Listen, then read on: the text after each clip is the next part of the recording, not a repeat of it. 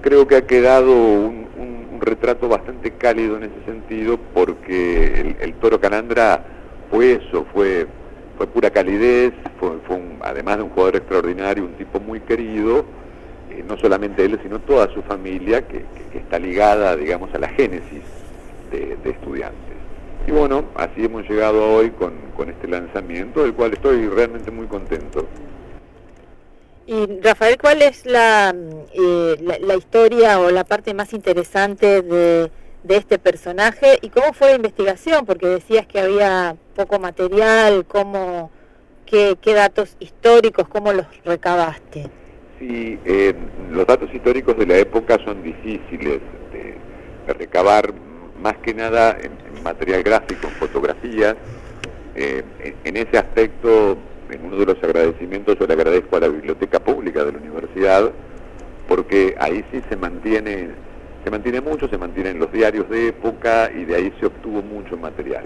Pero al mismo tiempo, la familia Calandra fue quienes armaron su propia biblioteca a partir de los recortes de época que hicieron. Claro. Digamos, cuando el nene en ese momento empezó a jugar, que tenía 17 años y debutó en primera en el año 22, claro, empezaron como empezaba a ser elogiado, empezaron a recortar de a poco su madre, después su novia, quien fuera su esposa, y armaron una suerte de archivo que es la historia misma de Estudiantes. Es extraordinario, son tomos gigantescos donde no solamente está reflejado todo lo que es pinchar ratas, sino el fútbol en general, y otros deportes, porque el deporte era como una materia obligada, familiar, claro. ¿no? Eran muy deportistas.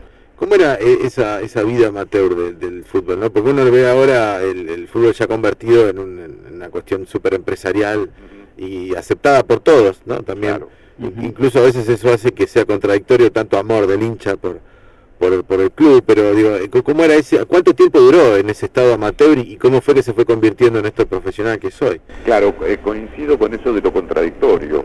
No es, uno a veces no puede creer que se brinde tanto desde el hincha, claro, cuando todos sabemos que es una empresa gigantesca el fútbol a nivel mundial. Pero por otro lado, sin los hinchas no lo sería, ¿no? Claro, sin los hinchas no habría.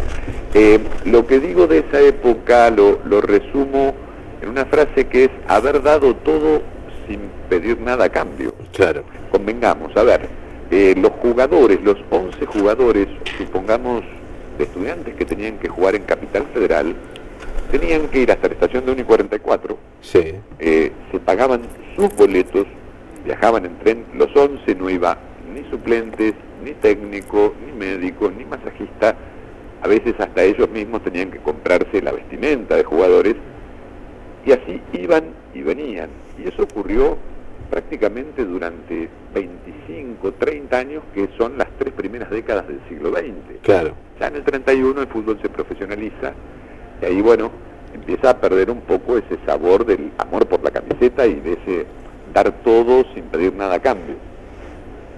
Por lo tanto, tiene un valor para mí, en mi caso como hincha de fútbol inclusive, tiene un valor extraordinario, porque ya eso se ve muy poquito, y lo que se ve es cuestión de poca gente, ¿no? Claro, claro. Son muy pocos los que van a ver la Liga Amateur. Ahora, por ejemplo, Verón mismo la revitaliza de alguna manera. Bueno, el caso de Verón estoy pensando en ese caso y en algunos otros casos mínimos de futbolistas que hacen algo que no tiene que ver con ganar plata. Exacto. Y eso vuelve a encender toda la pasión de la hinchada, y lo de Verón es un caso, ¿no? Sí. Aparte eso es un caso muy pocas veces visto. Claro. Convengamos que Verón mismo tuvo actitudes amateur hacia su club, hacia el club que le dio todo. Porque si Estudiantes, para poner un ejemplo de lo que es el profesionalismo, hubiese tenido que pagarle a Verón lo que Verón cobraría en cualquier club de Europa, Estudiantes no podría hacerlo. Claro.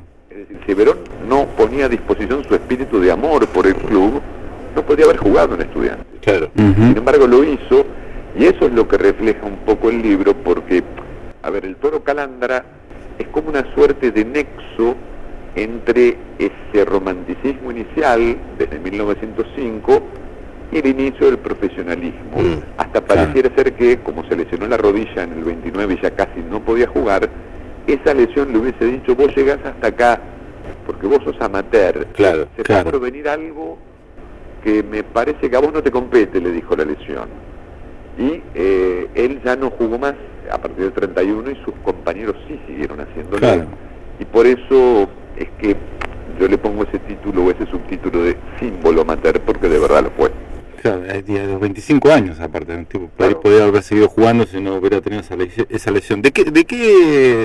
¿Dónde jugaba y dónde encontrás por ahí, por las características de lo que has investigado y eso, algún tipo que te parezca que ahora puede ser un jugador de esas características? Mira, el Toro Calandra jugaba tanto de zaguero central como de número 5. Ajá. Yo creo que de alguna manera podemos observar al Toro Calandra en el Chapo Braña. Ajá. Digamos, las mismas características de juego, si bien uno no lo vio jugar y tiene que guiarse por lo que leyó, creo que estaríamos algo así. También alguno me podría venir a decir otro número 5 como Pachamé o como Miguel Russo, que fueron emblemas de Estudiantes Sí. en ese momento, pero creo que esto es muy personal, está más cerca de lo que es el Chapo Braña. Sí. Y además de haber sido, digamos, alguien que amalgamaba a todo el equipo porque era el capitán, y al no haber entrenador, el capitán tenía que, en esa época, año 26, 27, tenía que convocar y llamar a sus compañeros para decirle, che, el domingo jugamos, Claro. acuérdense. Bueno, esto es algo que te pasaba, no sé, yo jugué en la liga hasta los 15 y era así, o sea, Claro. te avisaban, no sabías bien cómo ibas en la tabla, pasaba Claro. ese tipo de cosas. Digamos que está muy cerca del espíritu del picado del sábado a la tarde. Claro, Claro, lo tenés que ir armando. Amigos. Bueno, y el libro va un poco a recuperar ese espíritu, ¿no? El libro recupera ese espíritu e intenta mostrar lo que fue una época de estudiantes que muy pocos la conocen y que, insisto, hay que buscar en los pioneros, porque en los pioneros se forja la identidad. Y siempre se dice que Estudiantes es una familia, y en este caso la familia Calandra aportó mucho para esa gran familia, siempre en el nombre del Toro, ¿verdad? Entonces, de alguna manera, buscando en esa época, uno puede encontrar la identidad de por qué hoy decimos que es una familia. Rafael, ¿dónde se puede conseguir el libro? Les cuento, estamos haciendo una distribución, digamos, a pulmón, artesanal. Hoy está en 3 librerías de La Plata, en Rayuela, Plaza Italia 44. Está en Atenea también, que está en calle 49, 4 y 5, y en Citibel Libros. Y gracias a un amigo y gente que está colaborando, tenemos un servicio de entrega a domicilio en Capital, sin cargo, para aquellos que vivan en la ciudad de Buenos Aires. Esto es, lo pueden solicitar tenemos un mail, que es el torocalandra@gmail.com, y ahí, bueno, quien lo necesite, que no viva en la ciudad de La Plata, lo puede conseguir.